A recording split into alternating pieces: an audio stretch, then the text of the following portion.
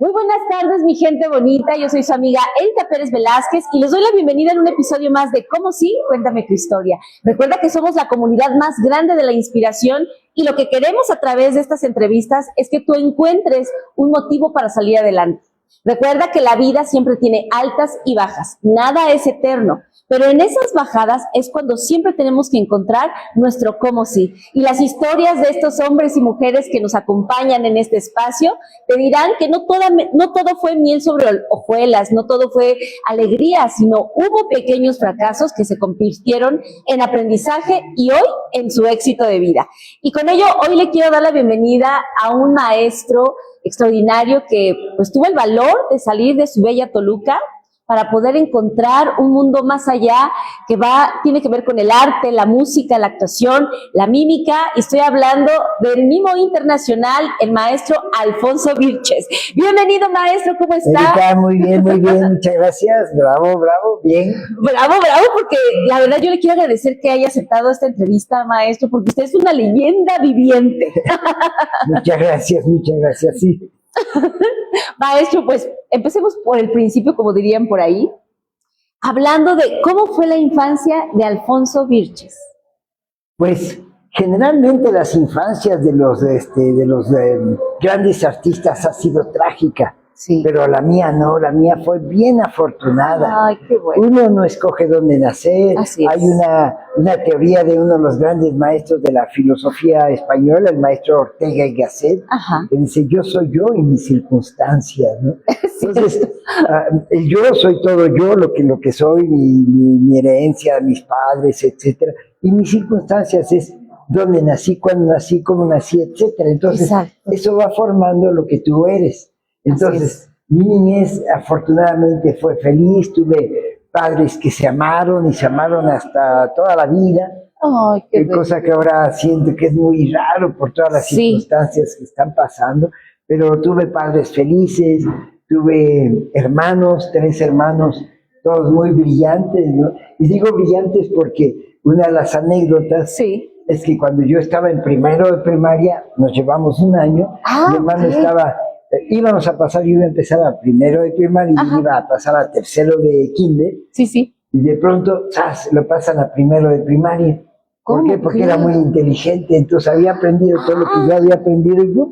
Entonces, fue bien interesante, ¿no? Claro, pues un niño genio maestro, pero, a ver, de sus hermanos, ¿qué lugar ocupa usted? Soy el primero, primogénito. El hermano mayor. Pues fue muy buen ejemplo, porque mira dónde llevó a su hermano a primero de primaria.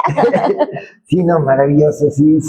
Entonces, pues tuve una familia muy feliz, tuve, como digo, mis padres siempre muy contentos, de una familia, pues, y como todos en aquella época, luchando por tener una familia feliz, ¿no? Sí, estable, bien, exactamente. A ver, en este ambiente familiar, que usted es el hijo mayor, el primogénito, siempre es el consentido, y a veces pues somos también los chivos expiatorios de los padres porque experimentan todo en nosotros. ¿Esa fue su experiencia? ¿O sí hubo como este cambio que dice, mi infancia fue muy feliz, pero desde este lugar que ocupa como primogénito? Sí, eso me dio mucha fortuna a mí, porque era como al ser primogénito de esta familia, digamos, de la familia de mi padre, porque de mi madre había otros primogénitos.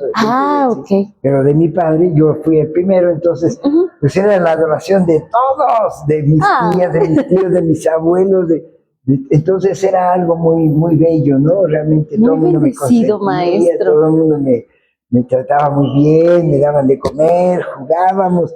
Wow, fue una infancia bella. ¿A qué jugaba?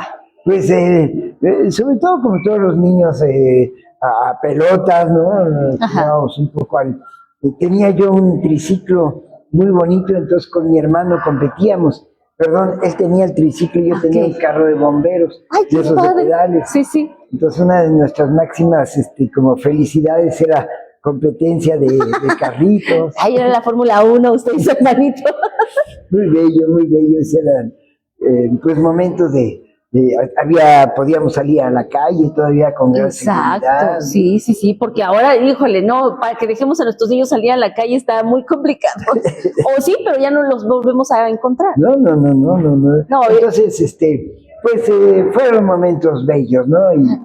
Y eso como me da mucha satisfacción, aunque a veces veo alrededor y digo, ¿por qué no a todo el mundo le va igual, ¿no? Exactamente, yo creo que sí fue un niño muy privilegiado, maestro, porque la mayoría de las historias de vida, pues hemos tenido infancias con algunas tonalidades grises y oscuras, pero el tener esta infancia es lo que hace que Alfonso Vilches brille tanto o busque las artes, la pintura, la música. Platíquenos también qué había a su alrededor que fue que ya lo llevaba encaminando a este mundo, pues, de las artes en general.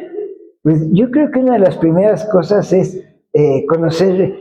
Una vez dice, ¿qué me influye en la vida para ser quien soy? Exacto. Muchas veces los libros, muchas veces la familia, los amigos, los ídolos, etcétera. Entonces uno busca, pero cuando uno encuentra ese modelo en la propia casa es algo muy bueno, porque mi papá en primer lugar tocaba la guitarra. Ya, en segundo lugar cantaba.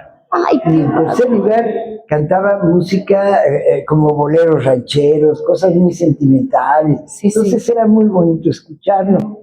Ok. Tenía su buen tocadisco, en la cual pues también él reproducía los discos tanto de música muy contemporánea de aquella época, ¿no? Como la música que a él le gustaba, como música clásica. Entonces realmente a nivel de la formación auditiva, y no era para enseñarnos, a él le gustaba y los ponía. Sí, eso ya como que les llegaba a ustedes como efecto colateral, ¿no? Exacto, ¿no? Entonces pues, aprendimos a escuchar buena música. Y a mi papá también le gustaban los deportes, entonces también entramos en deportes. Fue como una enseñanza por lo que llamamos los mismos mimetismo, ¿no? Mimetismo. Y su mamá, por ejemplo, ¿qué es lo que usted observaba en su mamá que también termina formando parte de este niño que se iba a formar sin saberlo o si ya lo sabía en este mimo tan importante a nivel mundial? pues yo creo que lo importante es que mi madre era una mujer completa, es decir, era en primer lugar compañera de mi papá, es decir, se encontraron, se enamoraron, se disfrutaron y se amaron toda la vida. Y producto de ese amor tuvieron a sus hijos en la cual eran pues el centro de su universo, ¿no? ¡Ay, qué bonito lo describe! Sí, a mí me gusta mucho porque ya no existe, o sea, se ha ido, se ha volado, ya está muy confuso, pero no hablemos de eso. No hablemos de cosas tristes. Entonces sí, mi mamá entonces pues se dedicaba, cocinaba perfectamente bien, incluso tiene un libro de recetas en la cual hay muchos pues de los secretos que tienen de generación en generación. Entonces, ¿cómo crees? El libro es oro molido. Y entonces, quién sabe, ahorita ya todo está en internet. Yo no soy tan optimista como tú, Erika. Ay, perdón, maestro. Es que hay que buscar el lado amable a todo este mundo tan gris, maestro, porque si no, sí está para ponerse a llorar. No, positivo. Pero no queremos llorar hoy. No, entonces, fue bien. Mi papá tenía otra cosa que a mí me encantó, que tenía una biblioteca impresionante. Entonces, a pesar de que él, porque él fue el primero también, el primogénito de una familia, pero en su época le tocó a él sacrificarse por sus hermanos menores. Qué barbaridad. El primero a ti te toca trabajar y te toca hacer y te toca para que tu hermanito estudie o tu hermanita. Entonces, mi papá tuvo que sacrificarse y estudió nada más hasta tercer año de primaria. Ay, Dios mío. Entonces, en una sociedad muy difícil, pero él tenía algo que yo le admiré muchísimo, que es su voluntad. Él dijo, bueno, no estudié arquitectura como sus hermanos, o abogacía, o odontología. Casi todos sus hermanos estudiaron. ¿Son profesionistas? ¿No? Eran profesionistas, entonces, entonces, ¿qué pasó? Mi papá dijo, bueno, ¿qué quiero aprender? Lo básico, matemáticas. Entonces, bueno, wow, no, bueno. O sea, se aprendió a hacer cuentas porque mis abuelos tenían una tienda, entonces él aprendió rápidamente a ver lo que eran las cuentas, ¿no? Okay. Segundo, música. Como a él le gustaba la música desde chiquito, ¿cómo la aprendió? Pues se metió al coro de la iglesia de su pueblo. Entonces, ahí tenían la posibilidad de estudiar muy bien, ¿no? Las voces, hasta la lectura musical. Entonces, aprendió. Autodidacta su papá. Y como le gustaba la lectura, pues empezó a tener a tener muchas colecciones de libros, ¿no? Y libros, ¿no? Su biblioteca era muy bonita. Oiga, ¿y esa biblioteca, bueno, todavía existe? ¿Tienen los libros ustedes? No, cuando uno desaparece de este mapa, todo desaparece. Entonces, se van lo que más adora uno. Porque hay una cosa que a mí me gusta mucho, una pregunta que hizo alguien, que dijo, bueno, en caso de que tuvieras tú que irte a otro lado y solamente te permitieran llevar 10 libros, ¿qué libros llevarías? Ay, entonces, de toda esta biblioteca solamente caben en esta maleta 10 libros. Entonces, cuando la biblioteca de mi papá de pronto dice, no, bueno, tengo que llevarme. Yo tomé, por ejemplo, para mí, Sino el egipcio, de Mika Waltari, Sino el egipcio. Es un libro maravilloso que marca algo que siempre nos ha preocupado, que es el cambio de mentalidades. Así es. Entonces, la historia de un médico en Egipto, cuando cambian los poderes de los faraones y el faraón en cuestión cambia todo, la religión, la capital del lugar. Entonces todo el mundo está en una inconformidad que hace que todo se vuelva terrible. Entonces una novela bien interesante. Oiga, qué buena recomendación, porque voy a buscar ese libro para poderlo leer. Es que no hay nada más delicioso de verdad que leer, y leer un buen libro con una buena historia que te atrape y que sea de eso de me desvelo porque quiero ver qué sigue en el siguiente capítulo. Exacto. ¿Y cuáles fueron los otros 9 libros que se llevó, maestro? Bueno. Bueno, porque ahora contestemos esa pregunta. Eso nada más era un ejemplo. No, pero él nos dice. No, pero de los 10 hay otros que hay de otras bibliotecas, de mi misma biblioteca, etcétera, pero de la biblioteca de mi papá está ese de Mika Waltari, del Sino el egipcio, y hay otro que es hay un libro también maravilloso de... ahorita me viene... Ahorita regresamos con eso. Magog. Bueno, vienen otros que son los míos, los que de alguna manera, gracias a eso, tenía un libro de James Joyce, por ejemplo, ¿no? James Joyce en esa época era como algo totalmente incomprensible, pero que a mí me fascinó y me dio como para mí, para seguir esa línea medio de lo diferente, ¿no? Como de la búsqueda. Por eso mi obra es mucho de búsqueda. Sí, porque ahorita también nos va a platicar, maestro, justamente de su obra, y que se presentó también aquí en Café Bombón. Y bueno, hagamos una pausa, hagamos ese paréntesis de los libros y regresemos al tema de su mamá, su infancia.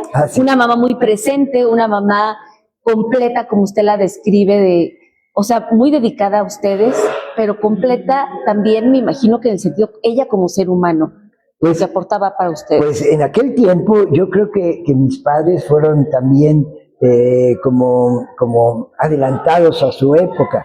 Entonces, porque mi mamá podía hacer de alguna manera lo que quisiera, no era tan estricto, sino bueno, iban pues le gustaba el badminton y pues iban a jugar badminton.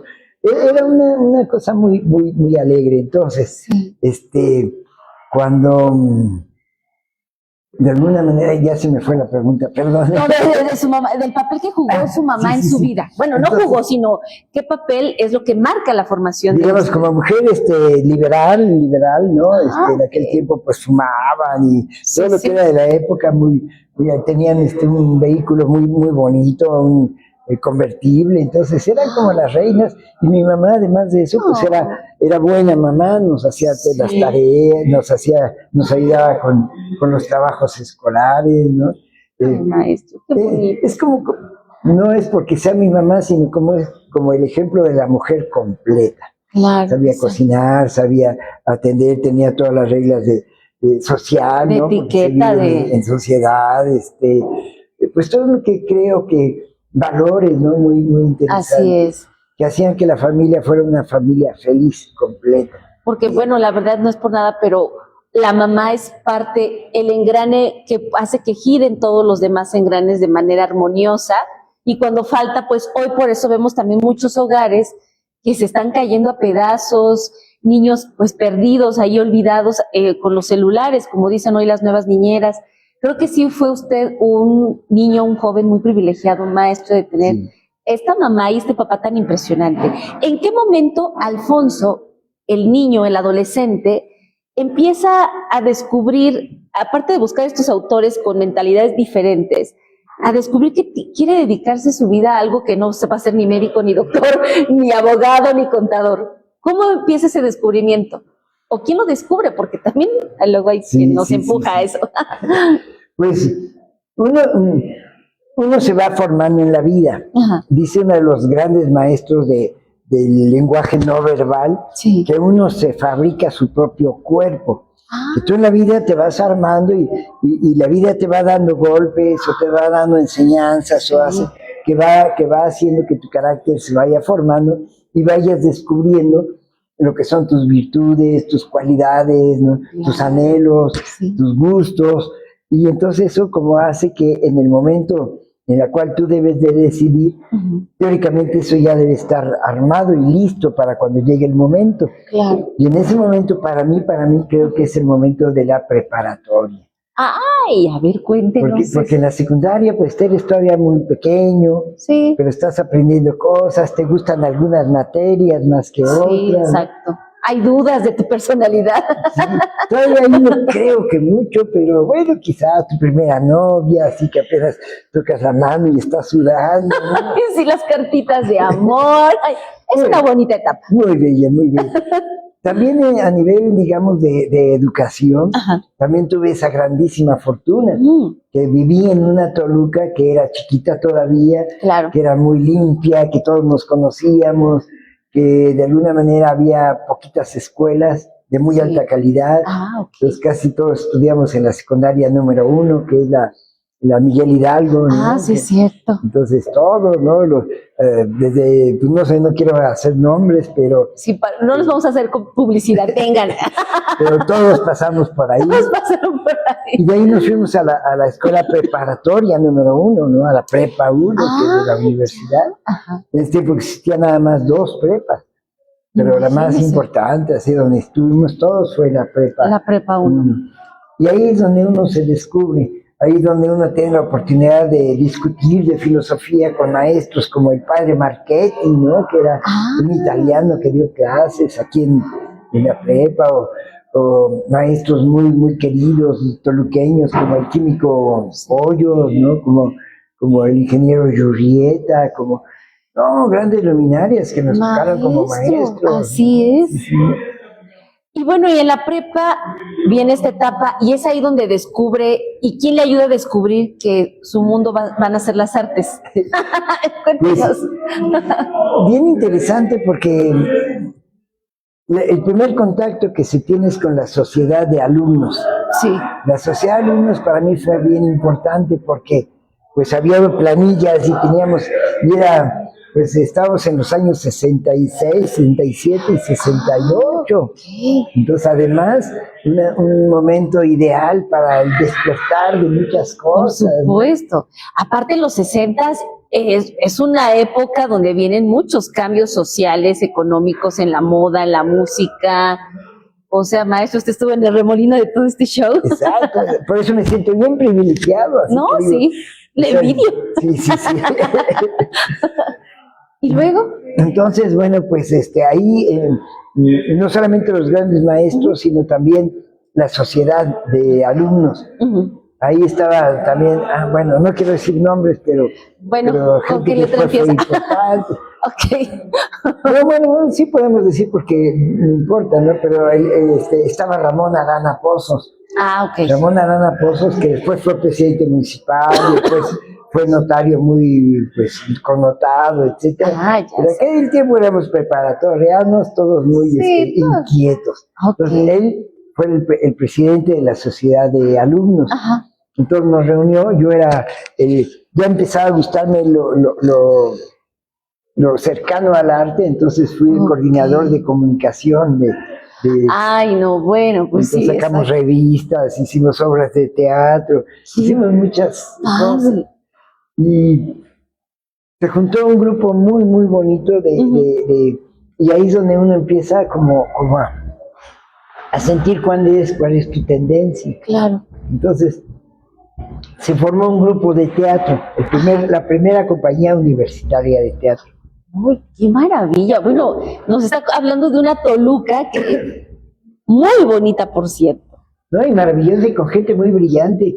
La compañía fue a iniciativa del maestro Carlos Olvera, que también es uno de los grandes intelectuales que dio la ciudad de Toluca al mundo. Por supuesto. También estudió en París y también mire. fue premiado a nivel nacional, ¿no?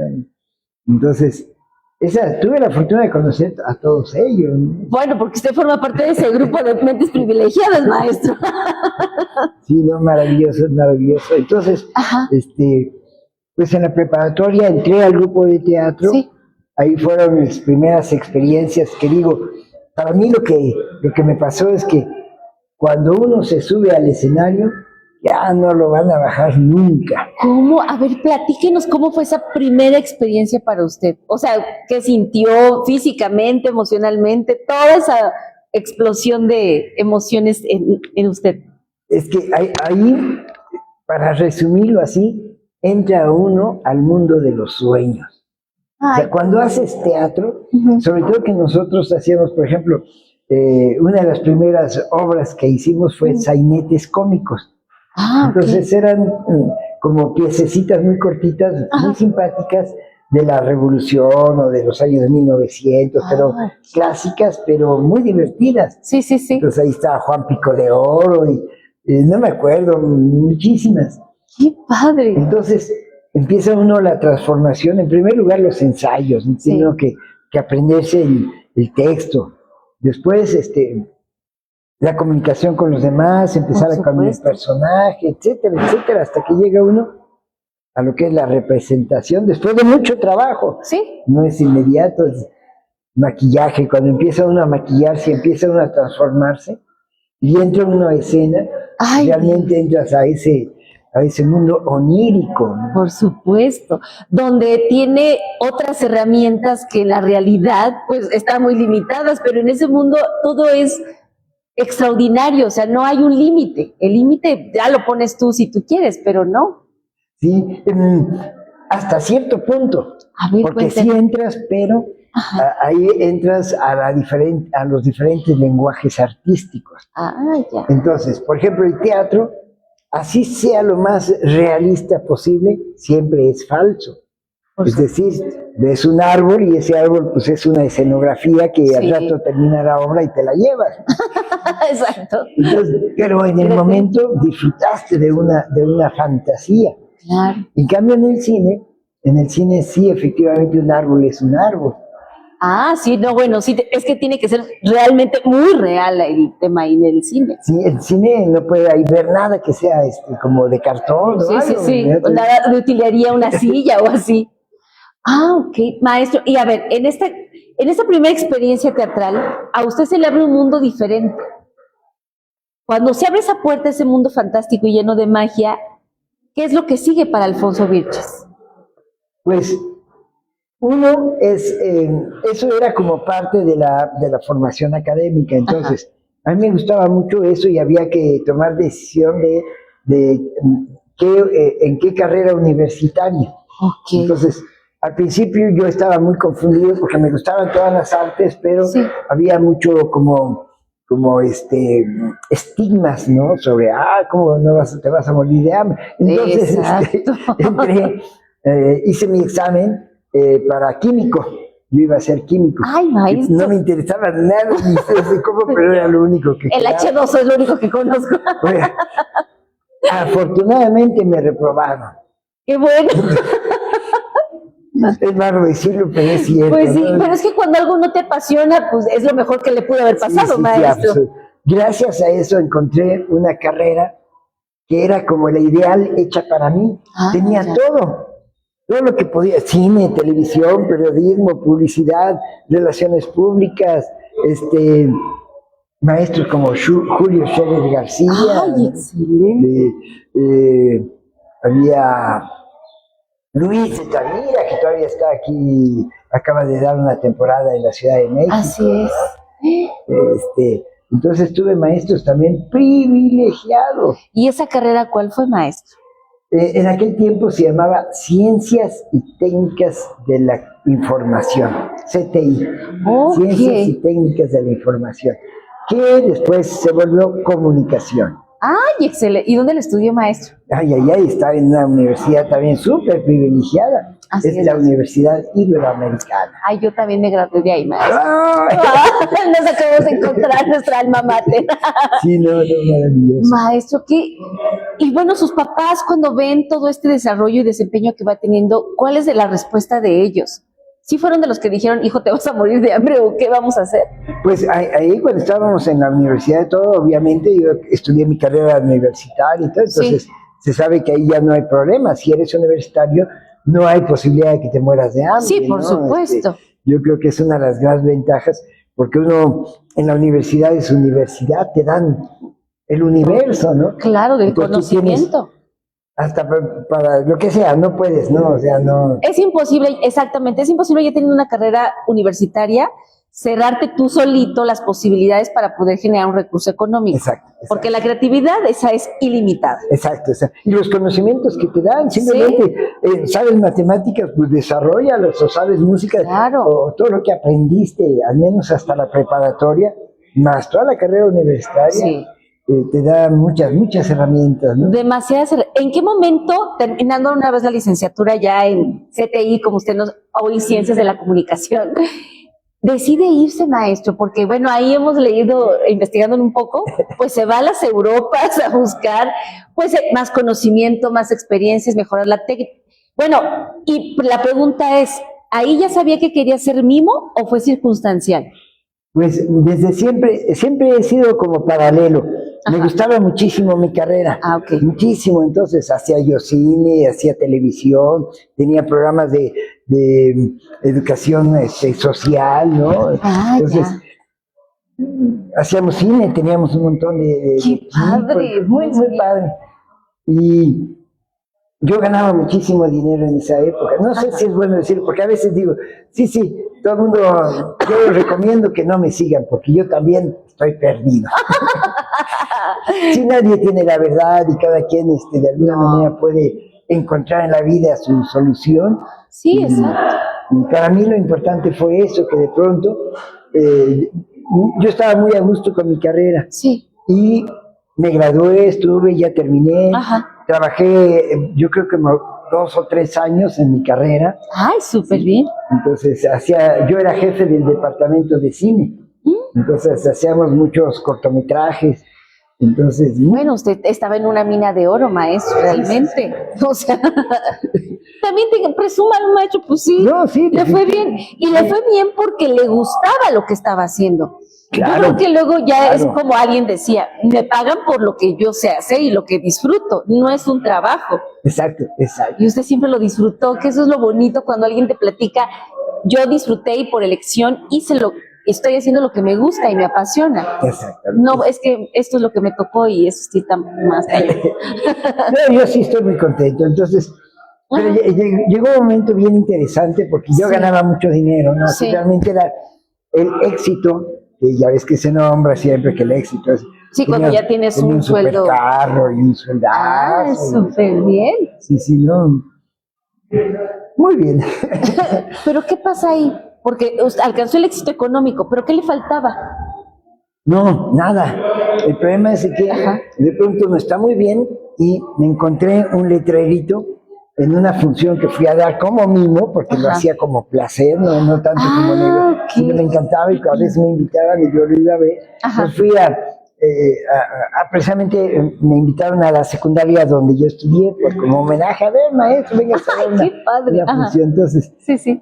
Y en el salón donde me cambié, había un pizarrón donde había un pensamiento de Tagore. Entonces ahí... ¿Y qué decía el pensamiento? Entonces, mientras yo estaba medio maquillándome y todo, de pronto volteo, veo el...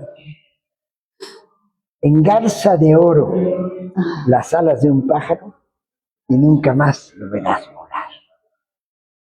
¡Oh, Dios, maestro! Casi lloro. Sí, maestro. ¿Y qué hizo en ese momento? Renuncié a todo. Ay, maestro. Entonces sí es por eso digo, no es fácil, es una decisión de vida. No. Que muy dura. Que dice, bueno, tengo todo, y de veras tenía todo porque ni siquiera me faltaba, pero, esto me gusta más. Y gracias a esto, pues he recorrido yo creo que más de la mitad del mundo. Estudié en Francia con los mejores maestros. Sí. Me quedé a vivir allá, todo el mundo se regresó después de la beca, termina la beca. Ya porque se acaba el recurso también de la beca. Y usted se quedó, maestro. Me quedé más de 4 años. Cuando toma esta decisión de dejar toda esta estabilidad, todo este éxito económico que ya tenía muy asegurado, en circunstancia personal, estaba casado, soltero, todavía estaban sus papás, porque luego todo eso influye y eso hace que la decisión se vuelva más pesada todavía, más difícil. Si había llorado por la decisión, ahora voy a llorar más, porque sí, efectivamente, cuando uno toma una decisión en la vida, siempre va a perder uno algo. Totalmente. Para ganar algo. Entonces hay una cosa que a mí siempre me ha influido, que es decir, ¿qué quieres? Sí. O sea, ¿qué quieres en la vida? Quiero esto. Bueno, viene la segunda pregunta, que es la más difícil. ¿Qué estás dispuesto a dar para lograr lo que quieres? Oh, Dios. Entonces ahí a veces dicen, no, realmente lo quiero de verdad, no lo quiero. Si lo hago, ¿qué voy a perder alrededor? Entonces, así es. En ese tiempo yo vivía feliz, casado felizmente, con mi familia, todo perfecto, pero me llega la beca para estudiar en las mejores escuelas del país. Ay, Dios, qué bendición, pero ahora la familia, ¿no? Le digo a mi primera esposa, que era con la que vivía de este tiempo, vámonos, es una excelente oportunidad. Claro. Ella era pintora, y pintora de muy, muy buen nivel, de escuela, de academia, ¿no? Tenía un nivel muy, muy elevado de desarrollo pictórico. Entonces, vámonos. No, voy a estar en París, ahí la cuna, podemos tener todos los museos y todo. Claro, y ella se podía haber dado, o sea, crecer también como artista. Pero ella era como tenía su estudio, era una covachita, así una cosita, sus cuadros, y se pasaba horas enteras. Entonces, ese era su mundo, y la iba a sacar de su mundo para vivir en París. No, entonces estábamos muy jóvenes, 24 años. Santo. No, maestro. Ay, qué bien. Me quedo. Entonces, bueno, felices, ¿no? Porque nos separamos muy amando. Cordial. ¿No? Ay, qué esas son las separaciones que más duelen, maestro. Sí, porque bueno, nos apoyábamos y todo, entonces, yo me fui. Claro, pero si se quedaba, pues no hubiera vivido todas esas maravillosas experiencias. Esa es la gran decisión que yo me dije. ¿Qué quiero? ¿Qué quiero hasta para la gente que está alrededor mío? Claro. Alguien, un ser que se frustró ante una posibilidad bien importante, porque era una beca del gobierno francés. No cualquiera le da una beca al gobierno. No, francés. Y dicen que esas oportunidades solamente se presentan una vez en la vida. Entonces, creo que usted tomó la correcta. Además, ya el universo ya le había mandado un mensaje muy claro. Sí, no. Doloroso, contundente, pero muévete. Sí, de las grandes decisiones que uno tiene que sopesar, ¿no? Y también hasta eso creo que fue otra etapa de mi vida, que al final de todo el sufrimiento, todo lo que pudo haber, tiene sus resultados, ¿no? Se logró. Estuve con Marcel Marceau, con Jacques Lecoq, con en los padres de la pantomima europea, entonces fue bien. Jean Barrault. ¿Cuánto tiempo estuvo allá, maestro? Y ahora sí, por etapa, con el maestro Marcel Marceau y con los otros maestros que nos acaba de mencionar, ¿cuál fue el conocimiento o la experiencia o consejo que le dejó cada uno de ellos? Y que después, bueno, hicieron que aflorara todo ese talento que venía guardado ahí con la mímica. Sí, ¿no? Pues fue bien interesante porque yo también todavía no era profesional, sino yo trabajaba era jefe del departamento de cine de una institución de gobierno que ya no existe, pero que fue bien importante a nivel federal. Sí. Pues era yo. Pero me escapaba yo los sábados a dar mis funciones en los pequeños teatritos. Había un foro muy bonito que era el foro, el Ágora, que después se convirtió en la librería Gandhi. Pero antes el concepto era el Ágora, pero ese Ágora se vendió después al gobierno, entonces ya se perdió pero el concepto siguió. Era librería, cafetería y un pequeño foro. ¡Qué maravilla! Entonces ahí empecé a dar mis primeros espectáculos ya como profesional, porque lo di una vez y me encantó cuando me llamaron al trabajo. Oiga, ¿le gustaría volver? ¿Cómo? Sí, les gustó mucho. Entonces ya me empezaron a contratar. Entonces ahí les dije, ya soy profesional. Claro. Sí, me encontré. Entonces, en una de las funciones había un agregado de la Embajada de Francia. Sí. Y me dijo, me gustó, ¿por qué no te vas a estudiar a Francia? Y dije, ay, no, bueno. Sí, mañana tomo No, ¿cómo voy? Y dije, sí, nosotros, el gobierno está dándole becas a todo el mundo. Y se desperdicia, nadie las conoce. Ve a la embajada y pide tu beca. Claro. Sí, entonces, me dice, jamás creí porque hubo una discusión un poquito fuerte que tuvimos con la selección de becas, que se reúne uno con un jurado muy amplio. Entonces me dicen, ¿por qué quieres ir a Francia? No, pues para estudiar teatro. No, aquí tenemos teatro, entonces no tienes para qué irte.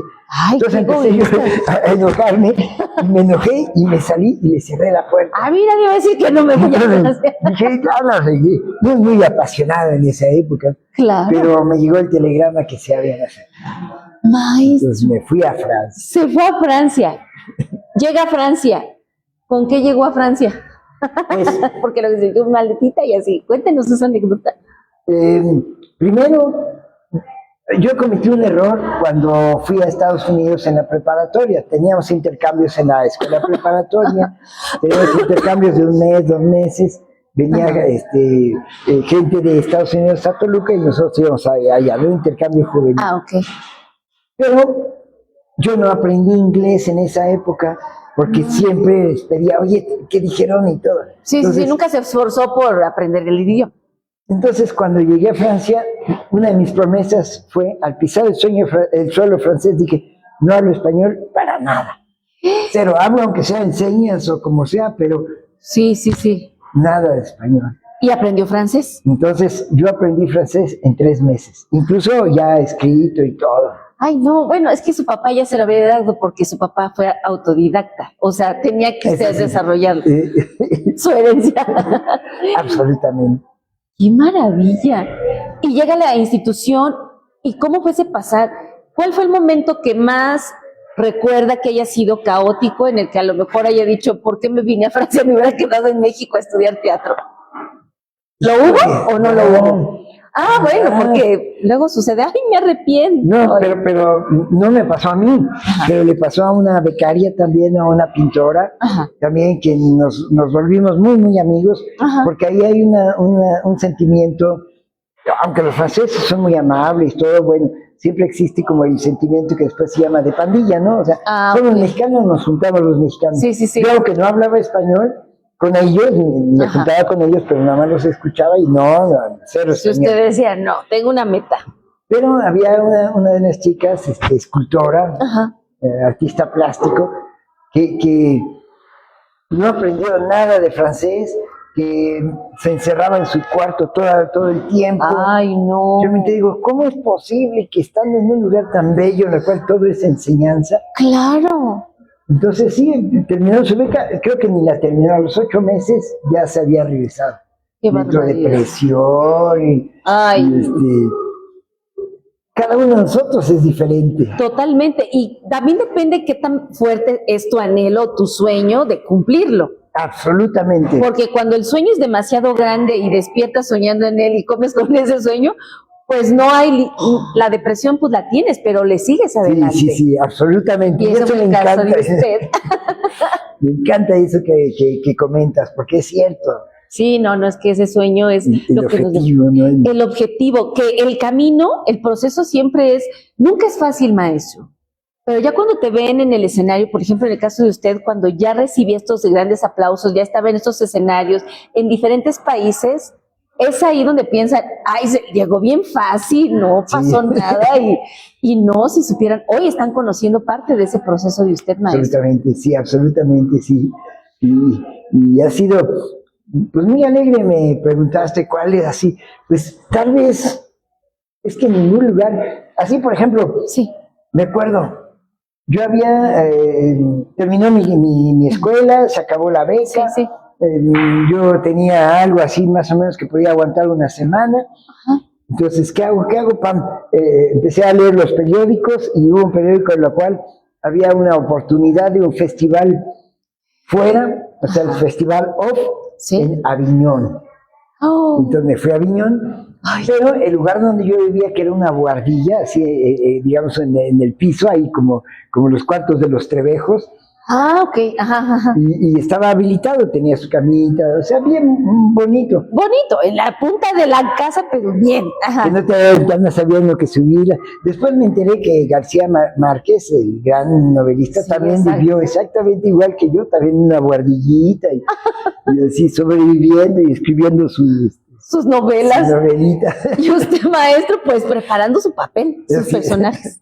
Pero me encantó, ¿no? Entonces, me fui a Aviñón, también gané mucho dinero. Sí. Me lo gasté inmediatamente porque regresando a París, yo tenía un trabajo. Iba yo a pintar una casa, pintar así de brocha gorda. Maestro. Durante todo el verano. Ah, ok. Iba a estar el refrigerador lleno, podía llevarme a mis amigos a quien yo fuera y pintábamos todo el verano a pintar la casa. Ah, muy bien. Perfecto. Sí, perfecto. Dinero, comida, trabajo. Excelente. Regreso y una carta. No va a ser posible porque la vamos a ocupar este verano. Ay, no.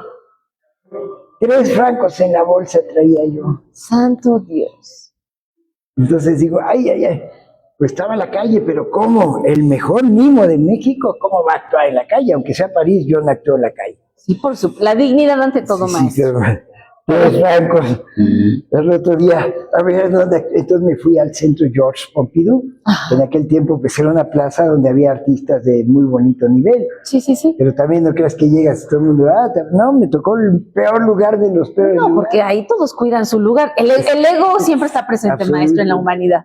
Y bueno, no te cuento todo eso, pero logré sobrevivir 4 años. ¿Actuando en esa plaza? No. Ahí estuve como 5 días. Ah, ok. Después de ahí ya nos descubrió la televisión alemana, nos fuimos a trabajar a Alemania, de ahí como tenían contacto con la parte alemana de Suiza, entonces nos fuimos a hacer televisión a Suiza, y de ahí ya nunca más volví a actuar en la calle. Maestro, ¿cómo fue su experiencia en la televisión extranjera? Y luego, ahí viene la otra pregunta, pero mejor contéstenos esa pregunta. Pues, lo primero es que fue bien interesante porque fue un día bien lluvioso. Yo ya estaba en el mejor lugar con otro artista que se convirtió, que tiene un récord mundial de inmovilidad. Él hacía una estatua viviente. Él tenía su show, yo tenía mi show, pero juntamos los shows, entonces nos fue súper bien. Ay, no, pues sí. Entonces, una tarde lluviosa, triste, aunque sea París, no había gente ni nada. Nosotros ya habíamos tomado, pues no sé, un poquito de cafecito y todo, y ya estaba frío, ya maquillados y arriba. Entonces, me dicen, vamos a darle. Yo, no hay nadie. Dice, para nuestro propio placer.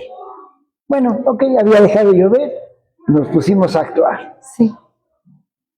Poca gente, ¿no? Así como nublado, todo piso lluvioso. Pero bien, hicimos el show y al terminar nos empieza a llegar algo de dinero, pero nos llega una tarjeta. ¡Ay, no! Entonces, esa tarjeta que, los invito a cenar. Bueno, muy bien. Fuimos a cenar, el mejor lugar, bien bonito, París, todo. Okay. Y era la televisión alemana.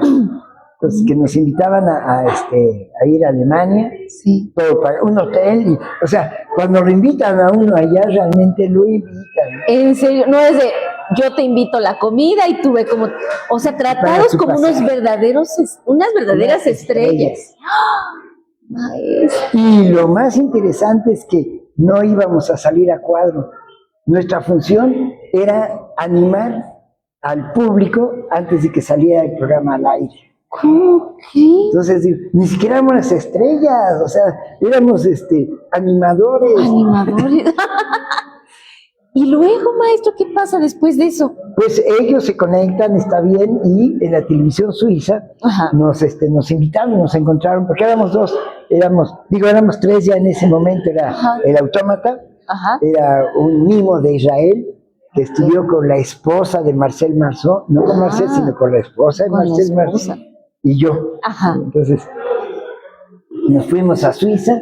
Ahí en Suiza era la parte francesa, entonces hablábamos francés, ya había entrevistas, todo, entonces también fue algo muy, ¡qué maravilla! Muy padre, muy bello.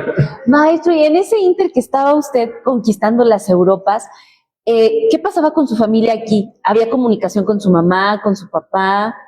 Nada. Era bien extraño porque en aquel tiempo las comunicaciones eran muy difíciles, ¿no? No había WhatsApp como ahora. No, ni celulares, ni nada. Sí, no, pues no. Parece mentira, pero se hace como muy poquito tiempo, digo, apenas son los años 80, pero no había nada. No, maestro. Me acuerdo que encontré ahora hace poco una carta en la cual le escribo a mi familia, pero tardó creo que 3 meses en llegar. ¿Cómo? Y usted rompiéndola, como dirían, en grande, en Alemania, en Suiza, en Francia. Sí. ¿En qué momento decide regresar a México? ¿Y cómo es ese regreso? Híjole, es otra gran historia. y estamos en resumen. Con los violines. Sí, fue muy interesante porque en ese tiempo yo vivía con una mujer muy bella. La conocí en Suiza. Bueno. Pues yo estaba ahí dando funciones y ella estaba en la escuela de expresión corporal de otro de los grandes maestros, Jacques Dalcroze, es una escuela también internacional. Ahí hacen rítmica y expresión corporal. Sí. Entonces, pues en cuanto nos vimos, nos fichamos y vivimos juntos 3 años. ¡Ay, qué bonito! Pues recorrimos toda Europa, siempre viajando. Hubo momentos muy padres, desde tener una combi, que es el sueño de cualquier hippie de aquella época. Medio pasado de moda, porque eso era del 68. Pero es que tuvo su combi, maestro. O sea, tuvo su combi. Vivíamos ahí, ¿no? Entonces, después tuvimos un 2 caballos, que es un Citroën, bien chiquito, así, de 2 plazas, bien bonito, porque es un carro como, nada es automático, pero es convertible y todo, entonces. ¡Ay, qué padre! O sea, tiene que, ¿qué es capote del, sí, ¿no? Sí. Recorrerlo con la mano y ya como. Lo enrollas como. Bueno, pero tener un coche de lujo, se puede decir, maestro. Sí, no, era bellísimo, y con ese fuimos a Italia. O sea, realmente muchísimas aventuras. Pero llega un momento en que vivíamos en Bélgica, un departamento muy bonito y todo, pero una mañana me levanto, abro las cortinas y todo nublado, gris, era verano. Yo estaba acostumbrado que en verano, pues aquí es verano, es sol. Solecito, o sea. Aunque estemos en Toluca, está bello, ¿no? Sí, exacto, pero ahí. Chipi, noche y día, gris. Entonces sentí así como, yo nunca soy depresivo, jamás en la vida. ¿Cómo que le afectó? Y que me entra así como si respirara yo en el aire. Ay, y empecé a quedarme inmóvil. Ay, no. Así, Entonces fuimos al hospital psiquiátrico. Y me dice el psiquiatra, muy bien, muy bien, un año para que se recupere. ¿1 año? Dije, ¿qué? No, ¿sabes qué, amor mío? Me voy a México, me dice mi esposa. Nos vamos. Y digo, no, tengo que estar solo. Y ahí rompí con toda relación. ¿Cómo crees? O sea, ahí vino un parteaguas de su vida, Sí, otra sí, vez. súper fuerte. Es otra vez cero y empecé de cero. Entonces me fui a Acapulco un mes. Y ya, me recuperé. ¡Qué sufrimiento! Iba a ser un año de hospital psiquiátrico allá que no hubiera podido soportar. Mejor en Acapulco. Sí. Ya sabes, me voy cuando me deprime, me voy a Acapulco. Aunque rompa temporalmente algo, me voy a ir a Acapulco. Maestro, se va a Acapulco y ¿qué pasa? También en ese momento en Acapulco, ¿qué es lo que empieza a pasar por la mente de Alfonso Vilches? O sea, tuvo experiencias maravillosas, deja a un gran amor, pero aquí es replantearse y reconstruirse otra vez. Sí, nuevamente es un periodo, bueno, estuve ahí, me recuperé muy bien y muy rápido. Ajá. Había que reestructurarse, entonces empecé a hacer funciones en las alianzas francesas, porque yo era exbecado de la... Ah, perfecto. Es que ahorita se confundió un poquito porque me faltó toda la época de cuando estuve con la chica esta de Europa, todo viaje por América Latina. ¿En serio? Como 10 meses, no más, estuvimos recorriendo. Ah, o sea, entonces también vinieron a esta parte con su ex amor. Sí, porque ella como hacía expresión corporal, hicimos un espectáculo que se llamó Pierrot y Colombina en el Jardín del Paraíso. ¡Qué maravilla! Entonces, empezamos aquí en México con todas las alianzas francesas. Ah, ok. Y luego de ahí nos fuimos a toda la América Latina. Sí. Y pues sobre todo con las alianzas francesas, pero donde nos invitaran era un viaje de... ¿Y por qué regresan a Bélgica? Y bueno, en todo ese viaje de América Latina nunca paran en México. Sí, estuvimos aquí mucho, incluso en Toluca estuvimos como 2 semanas, presentamos en el Seguro Social el espectáculo. Entonces fue, sí, hicimos gira en Oaxaca, Chiapas, incluso Sonora y Sinaloa.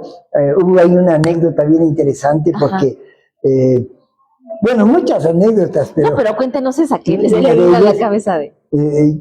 estábamos en Sonora, yo creo, con los indios yaquis. Y entonces habíamos visto la danza del venado porque estábamos muy interesados en las danzas miméticas. Claro. Entonces, pero de pronto hay uno de los personajes de ahí, llega, se acerca a esta chica, pues, obviamente güera, ojos verdes. No, bueno. Y no tenía nada que ver. Una modelo ahí. Y él dice, ¿qué hago? Entonces, lo que él quería es tener algo de ella. Entonces, ella dijo, ¿qué le doy? Le digo, tu anillo, traía un anillo muy bonito que habíamos comprado en otro lugar. Sí. Y bueno, estaba bien, pero era un anillo precioso, entonces se lo dio y era como quedarse con su espíritu y algo. Con una parte de ella. Bien bonito. Qué maravillosa experiencia, maestro. Sí. Y luego se regresan hacen toda esta gira artística, ustedes dos, les va muy bien. No, 4. En ese tiempo nos fuimos también con un cantante de folclórico que era maravilloso, que me encontré en el Foro Gandhi, y dije, ¿nos vamos a América Latina? ¿Vienes? Sí, cómo no. Y se juntó, y un primo mío, entonces que de alguna manera se sumó al proyecto, entonces éramos 4 los que andábamos recorriendo América Latina. Pero qué bonito se hace en la comunidad artística, y cómo logran ustedes armar su espectáculo, y no le va bien a uno, les fue bien a los 4. Sí, absolutamente. ¿Y por qué se regresan a Bélgica, donde sufre usted ya este tema de depresión? Bueno, por el clima que sí le afectó severamente, maestro. Pues aquí nuevamente son las situaciones externas. Nos iba bien, íbamos de camino muy pálidos, teníamos sueño de llegar hasta Brasil, aunque son países muy grandotes. Sí, exacto. Íbamos sin límite de tiempo, ¿no? Lo que duraba el viaje sin problema. Pero tuvo un problema familiar mi compañera en Europa muy fuerte, entonces tuvimos que regresar para solucionar ese problema. Entonces la mitad de la compañía se regresó ya porque ellos ya no tenían como mucho el objetivo que tenía yo de hacer o de ella también, de los dos. Sí, de los dos, pero los dos importantes se tuvieron que ir. Entonces, bueno, ya se regresaron, no, sin problema, y nosotros tuvimos que regresar a Bélgica. Se solucionó el problema y todo, y ya nos quedamos Ella terminó su escuela, porque la había dejado un poquito sin terminar. Sí. Y ahí pues seguimos un rato, pero Bélgica, a pesar de ser un lugar hermosísimo, sí, no, bueno. el clima a mí me afecta mucho. Soy soy de sol, ¿no? Sí, usted es de sol, maestro. Y es que usted es la alegría andante. Oiga, y bueno, ya pasa este tiempo en Acapulco, empieza a dar nuevamente sus funciones, pero usted dice que empezó nuevamente de cero, maestro. Sí. Sí, eso suena muy fuerte. ¿Cómo sí, leí? Díganos cómo sí. Eso es bien interesante porque una vez, creo que hasta en uno de los libros de Donald Trump, porque Donald Trump antes de ser lo que era, tenía libros de, pues como de estímulo, yo los leo para saber lo que no hay que hacer, sí, pero enseña muchas cosas a nivel de planeaciones y de... Entonces, ya se me fue otra vez la pregunta. Maestro, ¿cómo empieza de cero? Después de su recuperación en Acapulco, bien sabroso. Entonces, una de las cosas dice uno, bueno, uno son como el hambre. Sí. O sea, de pronto, si tú tienes hambre, buscas. Claro. Entonces, alguien dijo alguna vez, ¿qué necesita uno para ser muy rico? Tener mucho dinero. Tener hambre. Hambre para poder generar. Empieza así. Entonces. Exacto.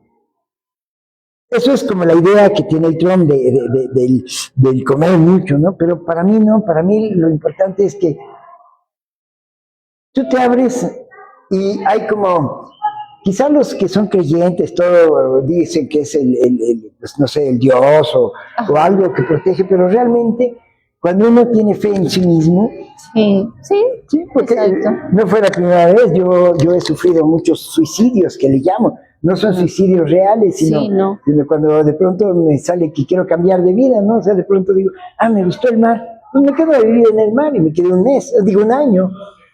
¿Y con qué se queda? Me quedé con 200 pesos en la bolsa y pues empiezan a aprender a pescar o a bajar cocos o a cargar agua. No sé, hay 10,000 cosas que uno dice...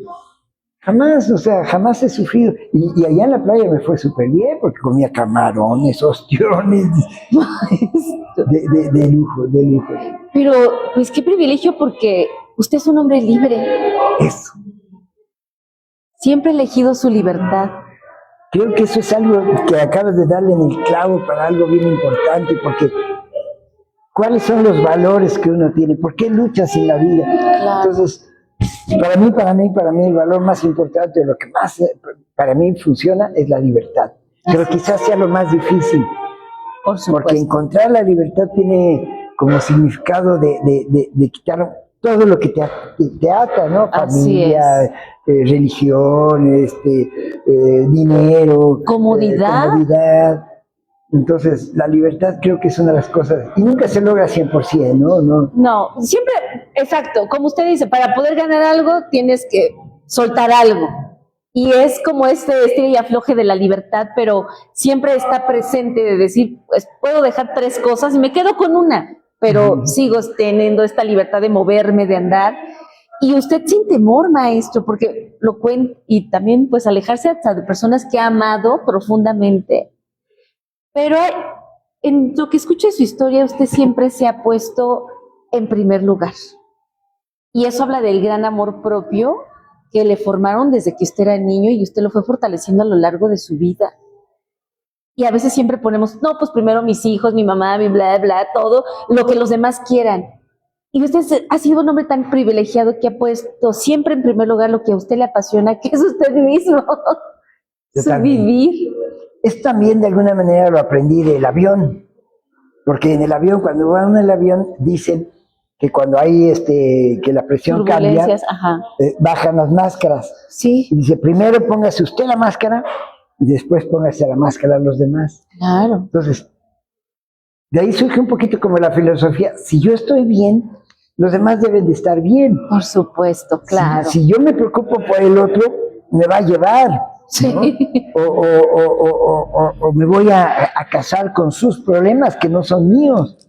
Sí. O me van a surgir deseos que no son los correctos, ¿no? Como las envidias, claro, etcétera. Entonces, ¿para qué? ¿Para qué? ¿No? Maestro, yo creo que necesitamos 3 programas.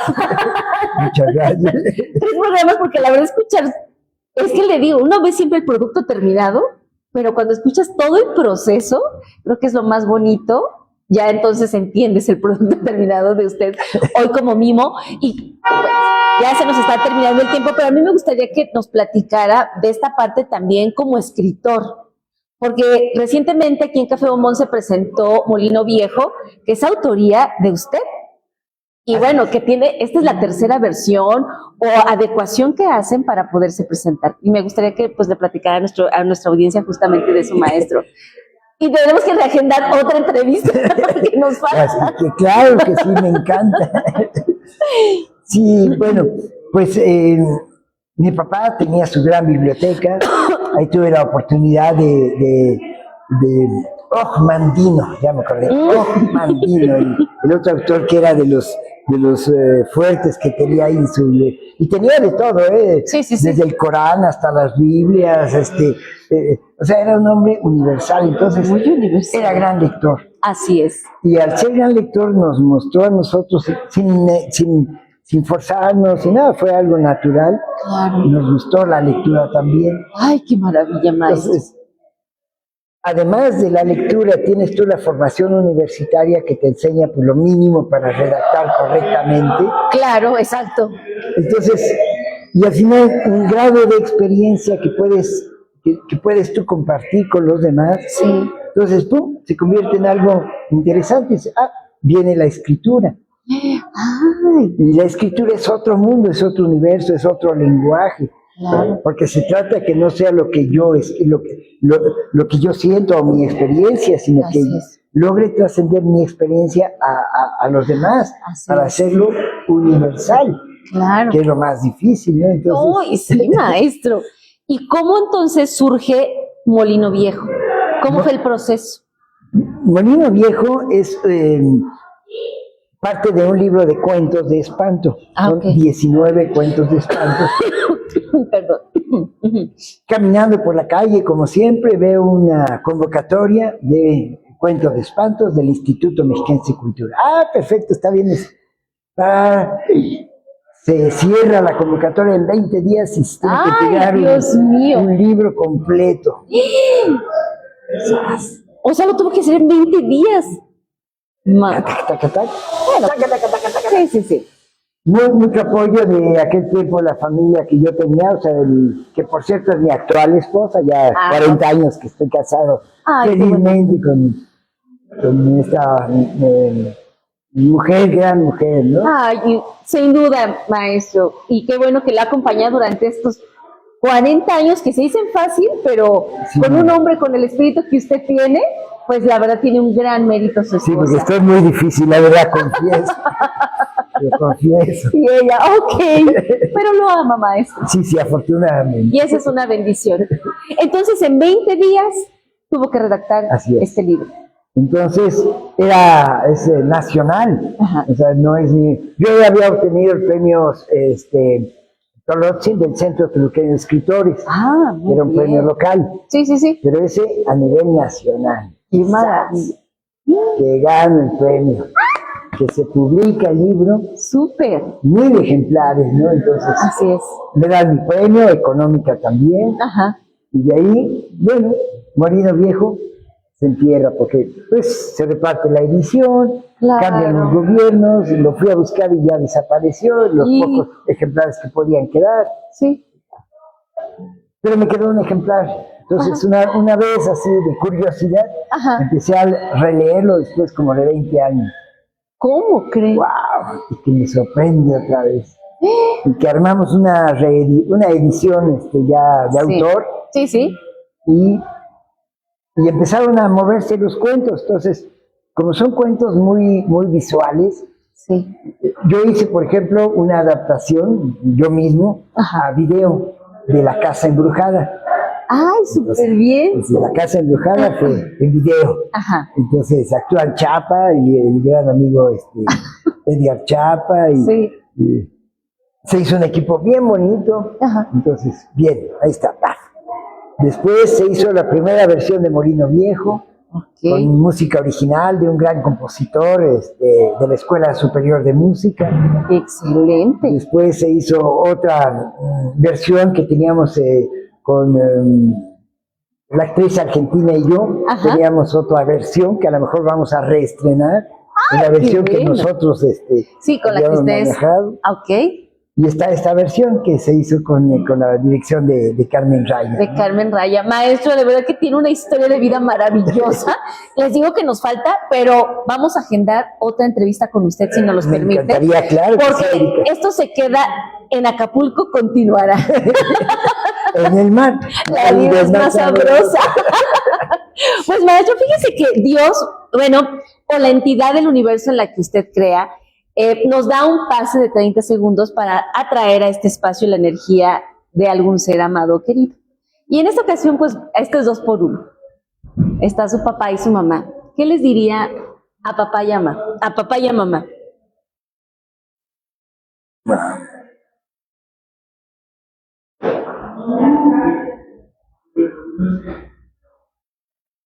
Lo más sencillo es gracias absolutas, ¿no? Dar unas gracias, pero estaba buscando las palabras para poder, porque los padres son la unión de 2 espíritus que al unirse forman un tercer espíritu.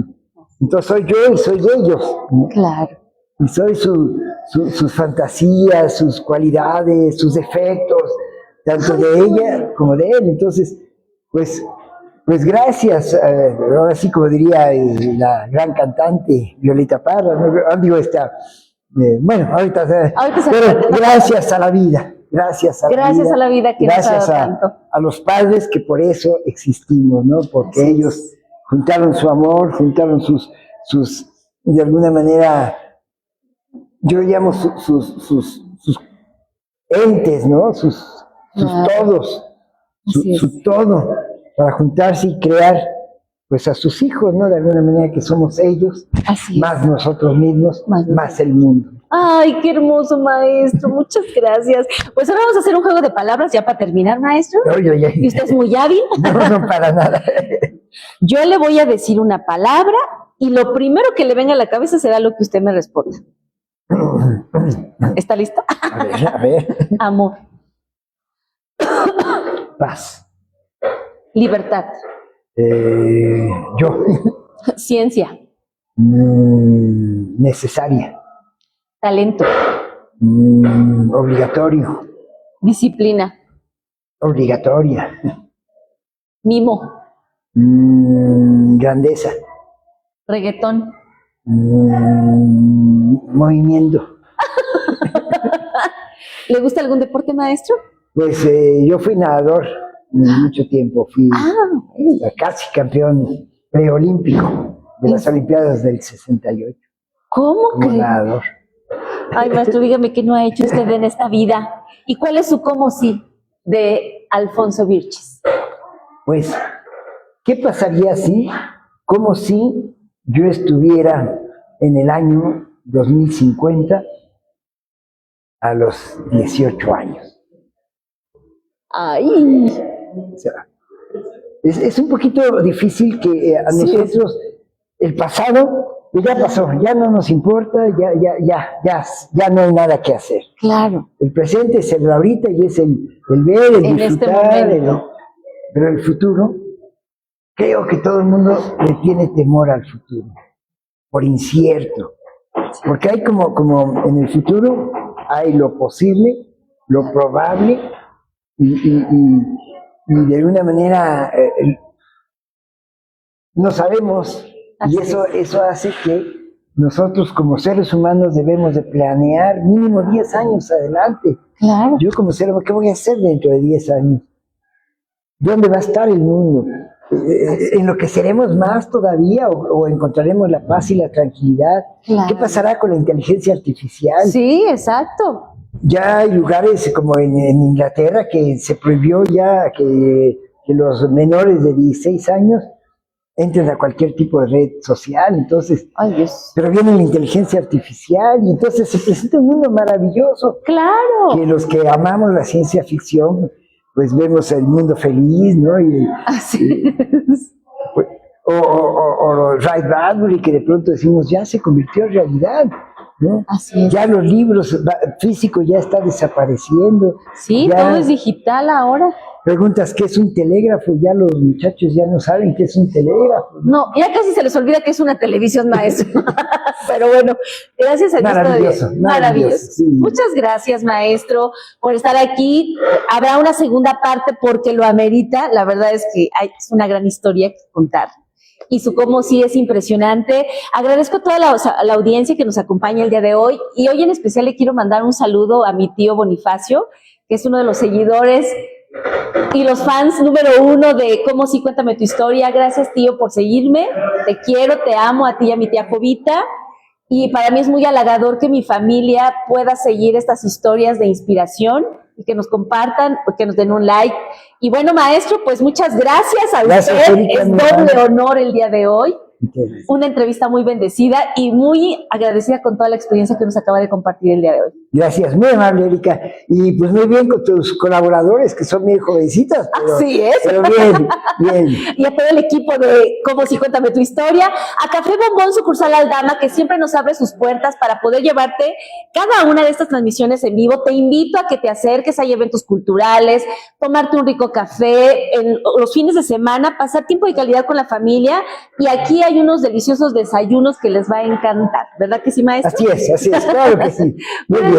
Muchas gracias, cuídense mucho. Nos vemos el próximo miércoles en punto de las 17 horas en Cómo sí, cuéntame tu historia. Recuerda que somos la comunidad más grande de la inspiración.